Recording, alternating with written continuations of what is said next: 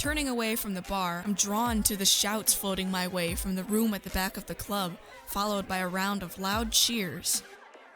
I make my way through the crowd, sidling around a dark and dodgy-looking dance floor before I push aside the curtain to the back room and freeze. Aya, please come down from there. You're going to break something. Lighten up, will you? The only thing I'm breaking is hearts. What is... Surveying the scene in front of me, it doesn't take long for realization to dawn. And with it, the shock of what exactly is going on. Hidden at the back of the club, behind a dirty red curtain and a crowd of sleazy patrons, is a spicy nightclub. I would say that I'm surprised, but after meeting Oppo earlier, I'm really not. I join June beside the stage, distracting him from trying to coax Aya down from it for a mere moment when I cross my arms over my chest and give him a pointed look. I would say it looks like you have the situation under control, June, but you really don't. June drags a hand over his face in defeat, letting out a low chuckle. Thank you for that, Captain Obvious. Oh yeah, make it rain, Poppy! Sighing, June nods towards the stage. As I'm sure you can tell, Aya likes dancing. When I turn to the stage, it all starts to make sense. The one getting all these cheers from the crowd is Ayame. It's so much fun! Grandpa June over there is just trying to kill my vibe. Aya laughs and hooks an ankle around the pole, spinning around so many times I feel dizzy just watching her. I'm not trying to kill your vibe, I'm just worried about you. June rolls his eyes, exasperated, his voice almost lost amongst the crowd surrounding us. Chillax, Daddy. How about you loosen up before you end up with a stick up your butt the size of the captain's? Their eyes lock on each other, unflinching, interrupted only when Aya twirls around the pole, her face appearing a mere moment later to continue the glaring match. I wring my hands in front of me awkwardly, thinking this is probably a good time to intervene and defuse the situation. June's right. How would we get out of here if our pilot falls down and hits her head and forgets how to fly a ship? Aya straightens up, crossing her arms over her chest unhappily and narrowing her eyes into slits of vivid violet. Oh, not you too. And here I thought you were fun. It's not about being fun, Ayame, we just worry about you. Yes. Why don't you come down here and we can go get a drink or something? Yeah, right.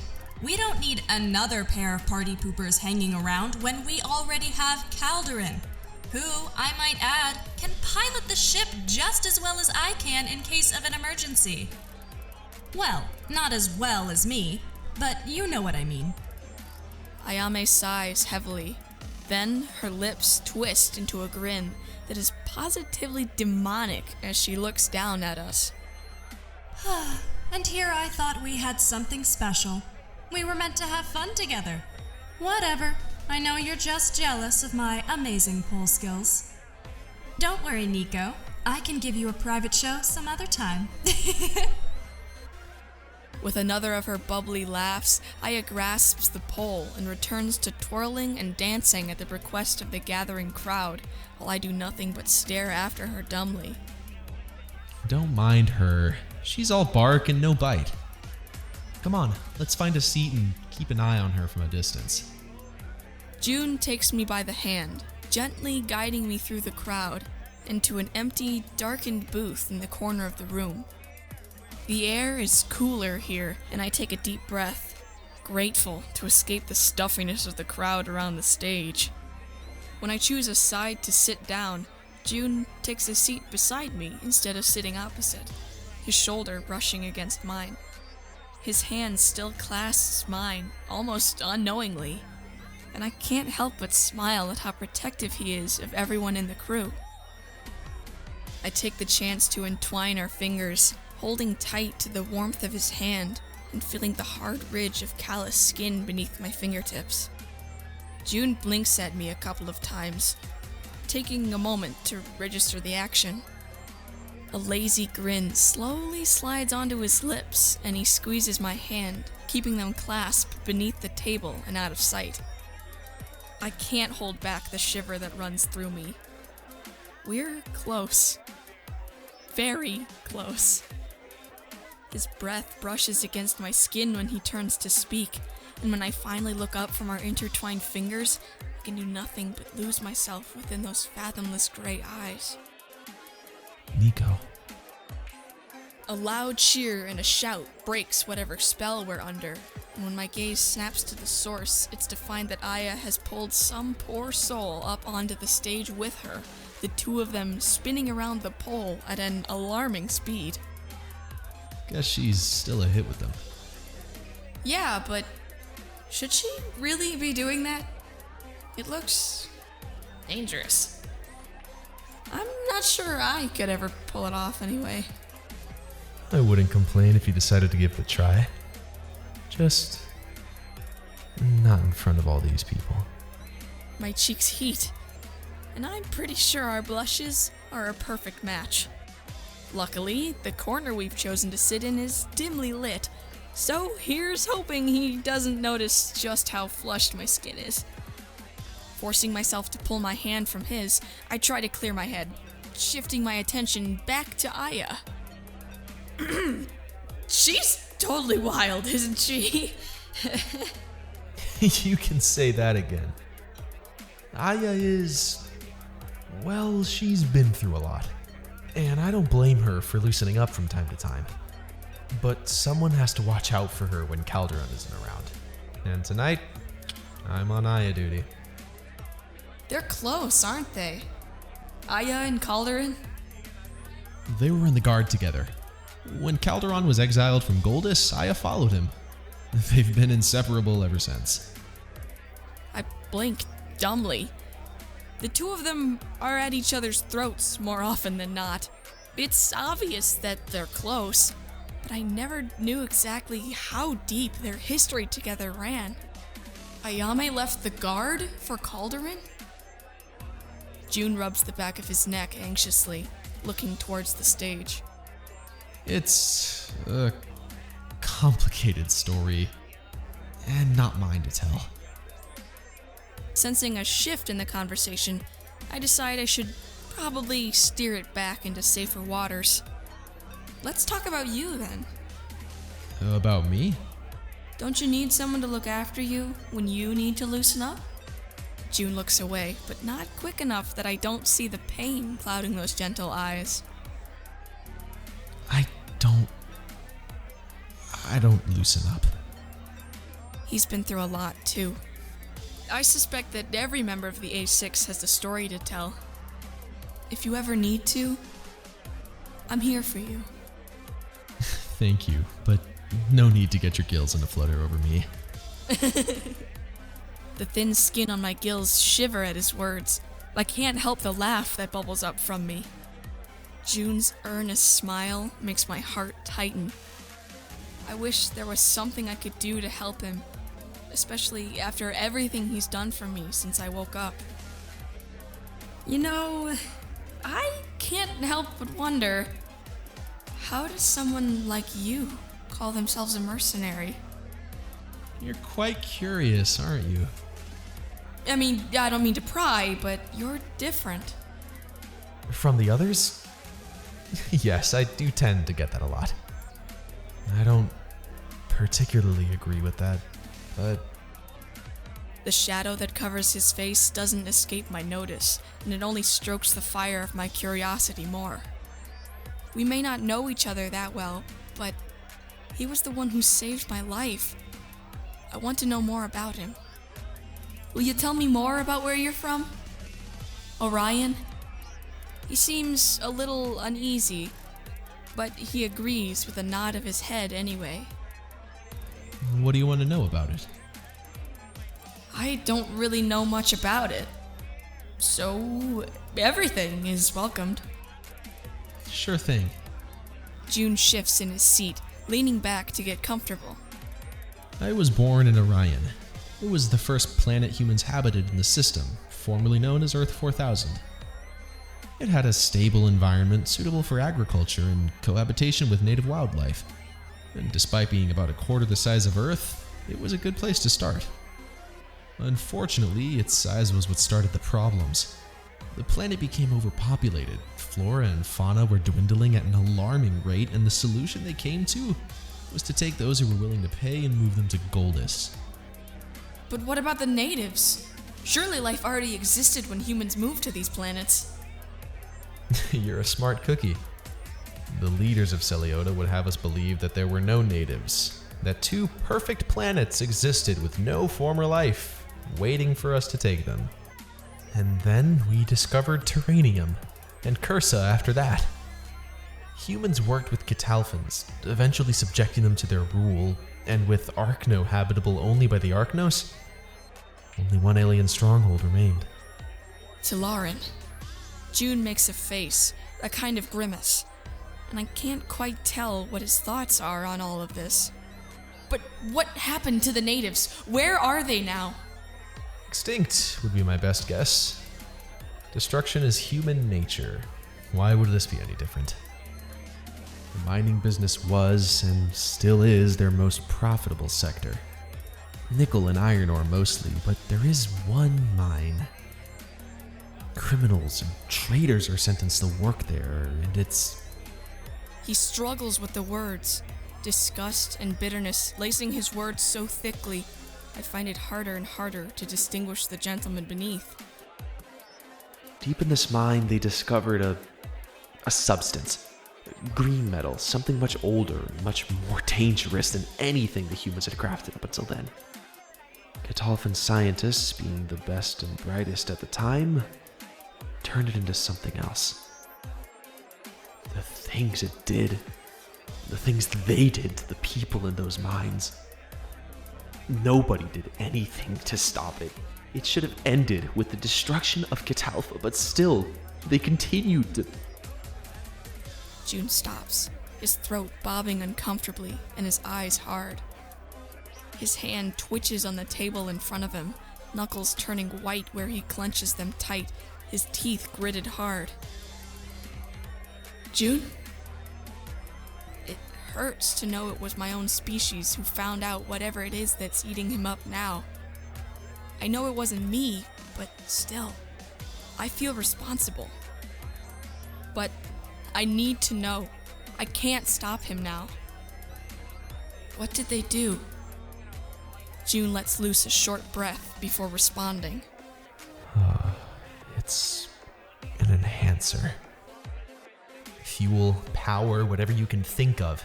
It increases its potency 100 times over. The mines are a living hell. The substance is toxic, the fumes are poisonous, yet no one cares. They don't care what it does to the people. They don't care what they do to the people. I put a hand on his arm, and finally he pulls himself out from whatever hell his past has thrown him in, his eyes glistening with unshed tears, and the rage that filled him just moments ago vanishing. I whisper, quiet enough that only I should be able to hear. What happened to you? Our eyes meet, 1,000 unspoken words hanging in the air between us. What hasn't happened to me? I didn't expect him to hear me, much less reply. His voice is so low, so broken. I can barely make out the words over the music surrounding us, but the pain in his eyes tells me everything I need to know. I'm sorry, Nico. I shouldn't have said so much. I just haven't had anyone to talk to like this in a long, long time. Hey, no touching, jerk! June's head snaps up, the mask of calm collectedness sliding back into place so quickly I can hardly be sure what just happened.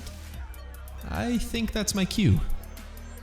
Aya's continued shouts pull us from our bubble, and June doesn't seem like he wants to talk about it anymore, so I decide not to push it. But this conversation is far from over, I need to know what has him so shaken up about his home planet. You're not going to get in a fight, are you? Me? No. I'm going there to save whoever got on Aya's bad side. She's small, but she's a fighter. You should probably get out of here before things get ugly. Laughing, even if it is a little forced, we both stand. I watch for a minute or two as he heads back to the stage, pulling some guy back by the arm and stopping Aya's fist mid-punch with a raised hand. Deciding it's probably best not to get involved in whatever is going to happen next, I slip past that dirty red curtain and back into the club. There's only one place in the club I haven't been yet, and I'm curious to find out how Bash and Riona are amusing themselves. Sidling around the dance floor once more, I've almost made it to the curtain separating the final room from the rest of the club when I feel a sharp, pointed nail tap me on the shoulder. When I turn, it's to find Oppo, looking nothing short of delighted that they found me. They offer a strange half bow in greeting. Greetings, Nico. How are you enjoying Oppo's club? It is the finest in Las Vegas, yes? Oppo blinks at me a couple of times, leaning forward while they wait for an answer. Oh, it's great, Oppo. I've never seen anything like it. Oppo smiles, apparently happy with the answer, as they clasp their hands in front of them and peer at me through wide yellow eyes. Oppo is curious how you met Mr. Bash and the astrologer crew. Tell Oppo the story, yes? Oh, well, Oppo seems harmless enough, but after all the warnings I've received about Las Vegas, I'm not sure I should trust them so easily. I met the crew in Silta V. They hired me as their new, cook. After blurting out the first thing that comes to mind, I want to slap myself on the forehead. Cook? I'm sure the crew are perfectly capable of cooking for themselves. Cook? What is cook? You know, someone who cooks food, prepares meals for the crew. Ah, yes. Oppo knows. I let out a breath of relief. Oppo slept. We mean employees cooks for Oppo. Juicy insects with crunchy legs.